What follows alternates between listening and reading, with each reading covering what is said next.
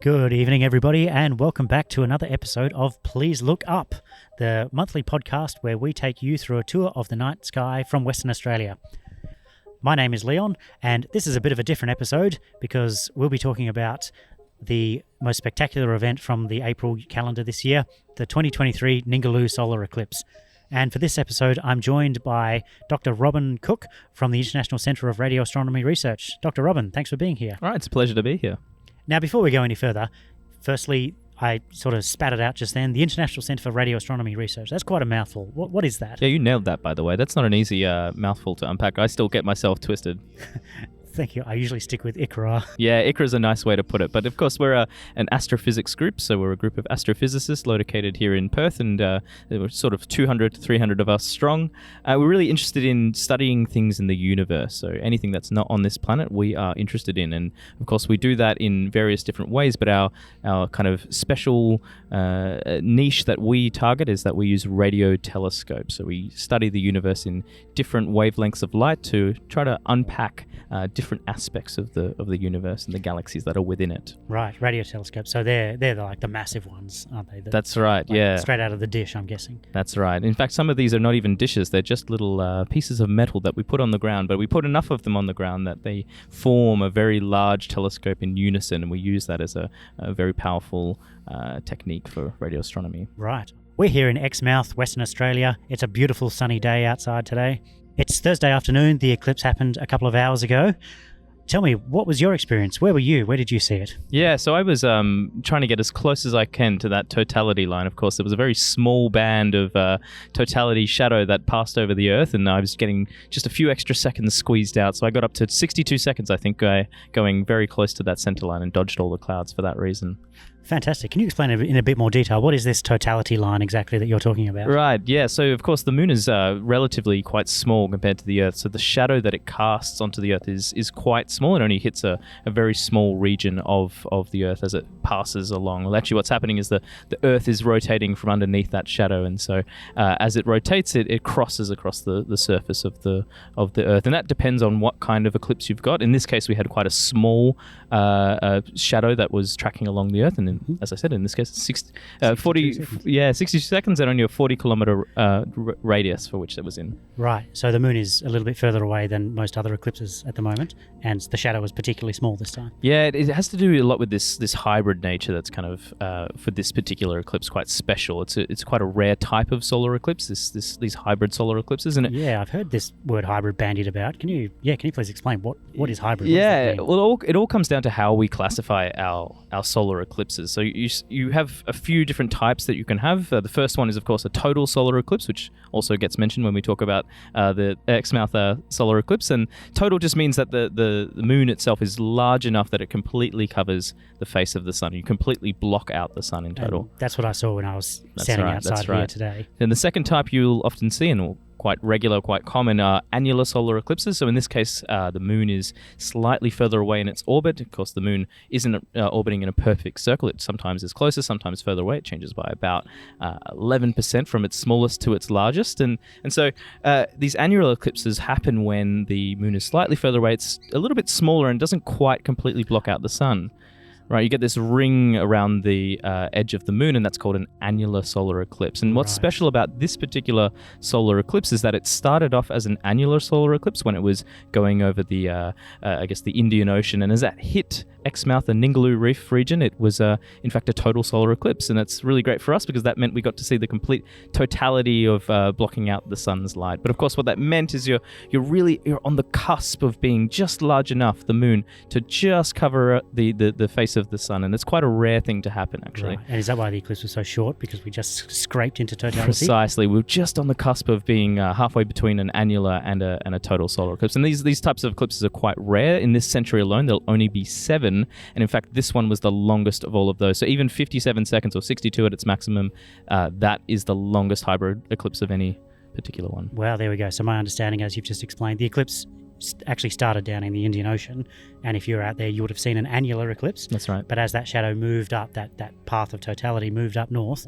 up here in Exmouth, we managed to get the totality, and then off it went. And what happened as that shadow kept moving north? Yeah, so it kept going up and through the Coral Sea, and it made its way through East Timor and eventually to West Papua. And over there, it became no longer a total solar eclipse. And it went back to being an annular eclipse? That's right. So it finished off being an annular eclipse in its final path. Fantastic. And so you were down, where were you exactly in this region? Was it the official viewing area? Yeah, official viewing. So there was a few thousand people there, I counted there. So a lot of seasoned eclipse chasers, people that have seen double digits worth of eclipses, and then some people that were, like myself, that were seeing it for the first time. And you could really tell the difference between them. Some people had some shirts that you could see from the early 2000s from eclipses past, and some of us were there for the first time witnessing the spectacle that was. Wow, and you said a few thousand people down there. I would say, close to a few thousand people. And were there many young people, or were they all sort of adults? All ages, I think. I mean, there's definitely the seasoned veterans that are, they've been doing this for a long time, so they skew old, but there was kids, there was young adults, there were families there. Pretty much everyone who could get here, I think, was there to see. Fantastic. Now, this is the first eclipse I've seen as well, and I was gobsmacked. I couldn't actually speak during it. What was your experience during totality? Yeah, it's strange. I mean, I think I did a lot of research leading up to this, and I've been talking about this for the past few months, and I thought I knew everything I was expecting to see. I thought I knew all the effects that were going to happen, the diamond ring effect, all the changes to the environment. I thought I was going to know what to expect, but really, it's not anything like how I had expected. The entire experience of it all, each thing on its own is itself kind of surprising, but when you put that all together in this very short amount of time, all these different aspects happening around you, I think that's the really crazy experience. And so I don't think photos really give it justice, because it's all about what's happening around you. Yeah, I agree. It's that the collection is greater than it's greater than the sum of its parts. Absolutely. And how was the rest of the vibe down at the viewing area? Yeah. Oh, I mean,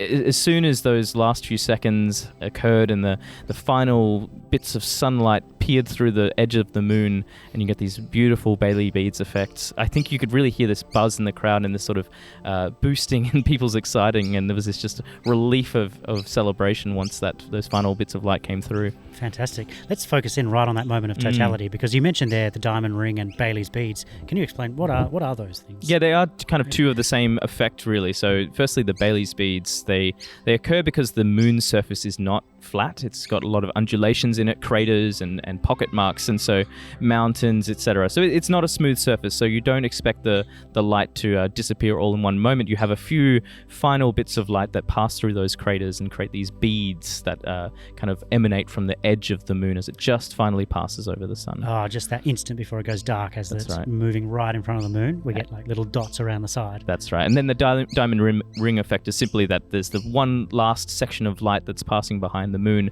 and of course it's amplified and it's at its brightest, and it's a very small pinpoint of light, and that looks like a diamond ring with a ring and a diamond at the top. And in fact, it was quite funny to see there was a wedding happening as we were at our viewing site. So we had people exchanging diamond rings under a diamond ring. I think that was quite a sweet thing there. Can't get any better than that. No, it doesn't. Now, as you can see, the vibe here in Exmouth is fantastic. There's a concert setting up down the road. Yeah, that's right. We can hear in the background. Everyone's very happy. And during totality, I understand we can see the corona peeking out from around the side of the moon. What exactly is the corona? Yeah, so the corona is sort of the outer atmosphere of the sun in some ways, and it's sort of the remnants of all the plasma that's been ejected from the sun's surface itself. So it's very much this extended wispy feature. It's very ghost-like in appearance, and I was really surprised by how bright it was. I mean, I've seen photos of this, and I really believe that the photos were these long exposures or these long camera shots that amplified these features. But actually, in fact, you could see it with the naked eye very simply. It was these long, wispy tails extending from the sun, many times larger than the sun itself, which was really surprising. Yeah, I agree. I wasn't expecting them to be quite so pronounced. Yeah, it was pretty spectacular. Fantastic. As I was there also, someone kind of made the comment, and I didn't really appreciate what they said when they said it. They said, what are those purple lights that I can see around the rim? And I was sort of focusing on other things, trying to see what other planets I could see around. But as I looked at some of the images later, what I've noticed is there are these little tiny little purple tendrils that are extending from the edge of the moon, or actually the sun itself. Mm-hmm. And these are actually solar flares that we could see. There's the solar flares being spewed out of the sun itself. Solar flares. Yeah, it was really hard to see with the naked eye. They did appear as these sort of purple bright dots. But if you get these really beautiful pictures that a lot of people have taken, you can definitely see these tendril-like features that are looping around in the close to the surface of the sun there. Right. I don't think I saw any of those, at least not with my naked eye. I guess I'll have to go and look at some of the official footage later today. Absolutely. Well worth it. So how often do eclipses occur? Like, is there another eclipse in Australia anytime soon? Right, yeah. Total solar eclipses, which is when the moon completely covers the sun, themselves are very rare things. They happen sort of on average once every 18 months, but it's sort of random where they're going to appear on the Earth. There's no particular place they should arrive. And of course, majority of the Earth is covered in ocean, so often it's happening somewhere over the ocean. And in fact, the same would have been true for this particular eclipse if it wasn't for that Ningaloo Reef, just little peninsula. Yeah, jutting out the west coast of Western Australia. So that gave us that ability to actually witness this one from the continent, which was lovely. But yeah, once every 18 months or so. But at the same time, we're a big continent here in Australia. So, in some ways we get a little bit more fortunate in that we've got more opportunities for that random track from the moon shadow to cross the Earth. And in fact, the next solar eclipse to happen in Australia is 2028. That's in July. This is a really spectacular opportunity for prospective eclipse chasers, because not only does it start up in the top end, up in the Pilbara, and cross through the Northern Territory, extends down to New South Wales, and the centre line of totality crosses right through the city of Sydney, right? Pretty spectacular. Yeah, and this is not just 57 seconds as this one was. This is up to 4 minutes, 4.5 minutes in some cases. So really a spectacular potential solar eclipse to go and view. So that's in July 2028? Very much so. Okay, so some of the really young people listening right now might be old enough to drive by then. Absolutely. It's a road trip to Sydney. It's a big drive across the Nullarbor, but it'd be well worth your time. And if not that, then also Queenstown in New Zealand is also a good destination for that. Oh, fantastic. Now, I was reading on the news as well that apparently there is a lunar eclipse on the 5th of May.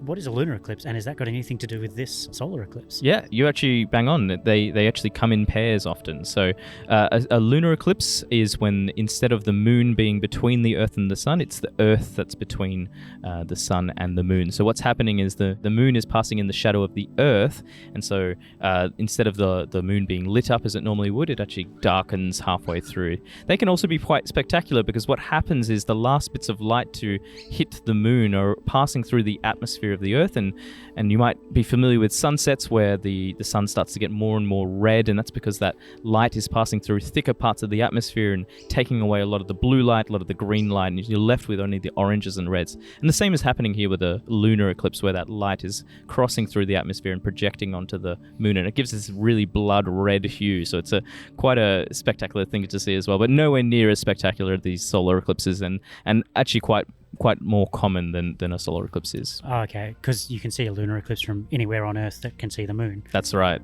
So everywhere on the side of the Earth that's facing the moon will be able to see a lunar eclipse, but a total solar eclipse will only be viewable by one very small region on the Earth. Ah, makes sense. Okay, and I've just done the maths in my head. So the solar eclipse today, and then 2 weeks later, on the 5th of May, the moon will have moved around to the other side of the Earth, and that's exactly right. And that's why they come in pairs usually. Yeah, as you know, the moon has a 29.5-day cycle, or almost a month, or a moonth, as it's the origin of the name. So yeah, 2 weeks from now, that's halfway through a month, and so that's, of course, it'll be on the other side and happen to be just in the right place to also occur a lunar eclipse. Fantastic. So, Dr. Robin, we've been talking about the eclipse a fair bit, but I want to turn the lens back on you rather than the sun.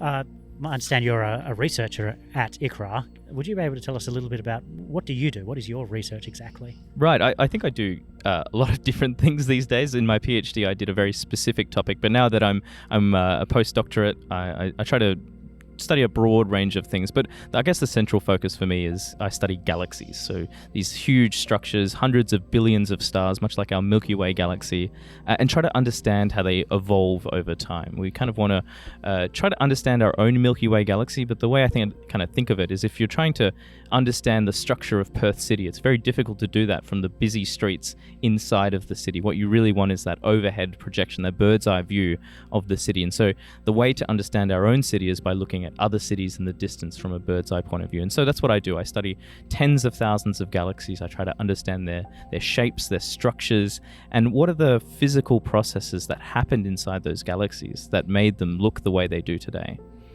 Wow, that's a really broad topic. It is. It only covers 13 billion years of evolution, so pretty broad. Yeah, okay. And so the shapes and structures, do galaxies change shape and evolve over time? Yeah, we do think so. So if you look at the galaxy today, the universe today, you look at galaxies inside of that universe, you see different shapes. And the one people I think we're most familiar with are these spiral galaxies. And that's what our Milky Way is. It's a galaxy that's like sort of like a disc, a thin disc, which has spiral arms inside of it and a very dense central core, a bulge, as we say. And this is where the supermassive black hole is located. So this is not the only way you can form a galaxy. We actually see these things called elliptical galaxies, so these sort of like mosh pits of stars, as probably the results of galaxies colliding with one another and forming these very unsymmetric and very unstructured systems, these mega structures of galaxies, and we think these are sort of the end point of galaxy evolution. But of course we can't really trace a galaxy from its start to its end. These things evolve on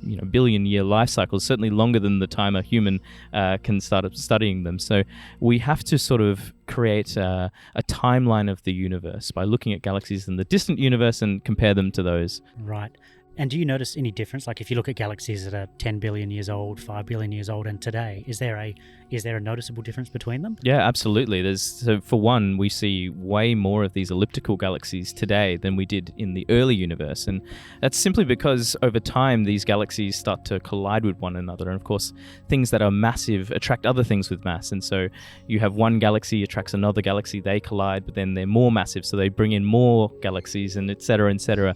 And then you start having these mega structures, these galaxy groups and galaxy clusters. So now we have collections of thousands of individual galaxies. Each of those have hundreds of billions of stars, and each of those solar systems within their own right. Right, and they're all bound together by gravity. That's right. So gravity is the dominant player in the universe. Right, and so you mentioned that these big elliptical galaxies seem to be forming from other galaxies colliding. Is the Milky Way going to have a fate similar to that? Absolutely, yeah. So we know of our next closest massive galaxy similar to our own. It's the Andromeda Galaxy, and some of us here in the Southern Hemisphere have the lucky location to be able to see this galaxy. But we're on a crash course for colliding with the Andromeda Galaxy. Right. Yeah. So I don't know what the name's going to be when we collide. Maybe Milkdromeda. Oh, that's or unimpressive. Or the Milky Dromeda. I don't know. There's got to be a name in there. Let us know if you've got a better idea for That's a name. Right. And so when galaxies collide, is it like a gentle thing, or is there like incredible amount of turbulence? Like what happens? Yeah, from afar, these things look incredibly chaotic. I mean, these galaxies get ripped apart, stretched and distorted in all sorts of ways until they coalesce into one single kind of structure. But all the while, the stars that are within these galaxies, it's probably very unlikely that any one star would collide with another. And that's because there's so much space between these stars, and the stars themselves are really small in comparison. It's very, very unlikely that any two stars would collide. Right, I was just about to ask, like, are the stars and the planets inside these galaxies completely destroyed? But rather, the galaxies kind of just pass through each other, but gravity still pulls them apart and pulls them That's right. together? I would say there's a lot of restructuring happening. And so solar systems, like our own solar system, would probably get quite significantly restructured. So our Earth may shift in its orbit. Maybe it gets closer or further from the sun, or be completely knocked out of orbit, which is probably a bad thing for us here on Earth. But this is in the next 4 billion years, so I don't think so it's not happening for a while. No, I don't think we have to worry about that too much. There are bigger concerns here on the planet that we have to focus on. And what about, I understand galaxies have large amounts of gas and dust and things like that. What happens to that during a collision? Yeah, so I mean, when we talk about galaxies, we really care about star formation. We care about how much gas, and by gas I mean hydrogen, and this is really the raw fuel that forms new stars. So if a galaxy has lots of gas, it has the potential to keep living on and forming new stars and recycling, etc. But as soon as it loses that gas, it ends up what we call red and dead. And so the stars start to evolve over time. They become red, and they're not forming any new stars, so it sort of dies out, becomes dormant. But when you have a galaxy collision, all of a sudden you get all this gas and you really increase the pressure, and you collide all that gas together and really force a lot of star formation to happen. You create a burst of stars all of a sudden, but you really burn up your gas quickly. So in some ways you create a lot of new stars, but you burn up all your fuel and without the potential to replenish it. Wow, so a galaxy collision, at first I was thinking that it would just destroy everything, but really there seems to be a rapid formation process, but then once that settles down, you've run out of fuel and you've got nothing left. Exactly right, but even the details of those collisions are quite complicated. This is a really general way of thinking about it, but you can think if the two galaxies collide head-on, that might be very destructive, but if the two sort of slowly orbit around each other and slowly coalesce together, maybe that's not as violent of a process, so that doesn't really create as much of a damaging effect on the two galaxies overall. So there's all these different factors that go into whether a galaxy merger is going to affect its evolution. So this is where computer simulations come in handy, because you can take two galaxies simulated inside of a computer and slam them into each other at all different kinds of ways and see what happens out of the other side. And this is a really crucial way that the last 20 years of astrophysics has gone, is we take these observations of galaxies, but then we compare it to what we can do inside of a computer and try to understand those. And of course, now we can see them evolve over time, even though we're sort of faking the galaxies. We think we understand them well enough so to. You calculate the consequences of what gravity might do and then compare that to what you see in your telescopes? That's exactly right. And where would you do these computer calculations? Like, could you do it on my laptop or what? If you had maybe 10,000 of your laptop all connected into one, then maybe you could do some of the calculations for a short time. So no, we use things called supercomputers. And here in Perth, we're not here in Perth at the moment, but down in Perth, we have something called the Pawsey supercomputer. And this is one of the paramount supercomputers in the world. And it's really, computers in general, they're sort of dumb in the sense they do very simplistic calculations, but they do them very quickly. And so if you think about gravity and the two attractive forces of masses, these are really kind of simple calculations, but there's a lot of them to do. Hundreds of millions of times. Hundreds of millions, hundreds of billions, perhaps trillions of these calculations every millisecond. So that's what these computers are capable of doing, and that's why we have to rely on these massive supercomputers to do all our calculations. Fantastic. And you can do that right here in Perth, in principle. That's right. And when you talk about you're studying these tens of thousands of galaxies and trying to understand the formation and evolution across the lifespan of the universe, do you do this by yourself, or what's the story? No, absolutely not. There's definitely a team of us working on this, and I guess the way to think about it is that we all kind of focus on a different facet of studying these galaxies. So I'm really the morphology guy, the structure guy, the guy that measures the different shapes in galaxies. That's where I'm really focused in on that, and I have other people in the team that do other aspects of the galaxy. So one really useful thing to know is the history of star formation in a galaxy. So it's great to know that a galaxy is star forming now, but I want to know what it was doing a billion years ago, 5 billion years ago. And so there are people that use all sorts of instruments, things like the James Webb Space Telescope, the Hubble Space Telescope, different wavelengths of light to try to forensically unpack the history of each galaxy one by one. Of course, that's a very difficult thing to do, and so we need to do this on an automated basis. Right, and so that's different members of the team would be doing that as well. That's right. Fantastic. And I will just finish with one more question. Based on exactly that, unpicking the history of galaxies, do we know, has the Milky Way undergone collisions with other galaxies before? We mentioned it's going to undergo a collision in the future. We're actually currently going through not one but two. So we have what's called satellite galaxies, and much like our moon is a satellite of the Earth, we have two galaxies that are orbiting around our Milky Way galaxy. They're called the Large and Small Magellanic Clouds. So very easy to spot in the night sky, especially if you're out here in Exmouth, where you have beautiful night skies that are unaffected by light pollution. You can see these clouds of stars. So these are tiny galaxies, but they're being shredded. They're being sort of cannibalized by our own Milky Way galaxy. And so over time, those galaxies will begin to trickle down into our own Milky Way and become a part of our structure here. Wow, so galaxy evolution via collision is really a constant facet of living as a galaxy. That's right. It's a pretty chaotic place out there, and it's always the bigger one wins. And in this case, we are bigger. We are the bigger one. That's right. Wow, there we go. That's absolutely fascinating. Now, one thing I would like to ask you about, really get to the bottom of, more on a personal level. So you spend your day-to-day life, your career, is studying these unfathomably large, unfathomably old things that our human mind can only understand using numbers and data. But on a personal level, how do you deal with this on a day-to-day basis? You know, each one of us is such a small individual. What are your thoughts on this topic?